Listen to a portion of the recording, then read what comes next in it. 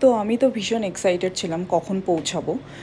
Airport থেকে hotel পৌঁছাতে মোটামুটি 2.5 ঘন্টা 3 ঘন্টা লেগেছে। সেদিন আবার নাগপঞ্চমীর জন্য এতটা ভিড় ছিল, তার উপর আবার মানডে ছিল।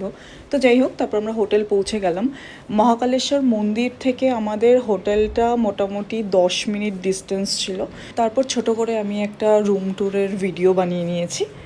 তখন মোটামুটি 6:30-7টা বেজে গেছে, আমরা লাঞ্চও করিনি। তো আমরা লাঞ্চ করে একটু রেস্ট নিয়ে তারপর মহাকালেশ্বরের জন্য রেডি হব। আমরা হোটেলের রেস্টুরেন্টেই খেয়ে নিয়েছি। ভীষণ খিদেও পেয়েছিল, তো আমরা জিরা রাইস, কড়াই পানির, গার্লিক নান এইসব অর্ডার করে নিয়েছি। আগে ছোটোবেলায় ভাবতাম টাকা দিয়ে ভেজ কিনে কে খায়, বাট ভেজ খেতে সত্যি অনেক টেস্টি। আর এবার রাহুলও প্রথমবার আমার সাথে 1 মাস পুরো ভেজ খেয়েছে।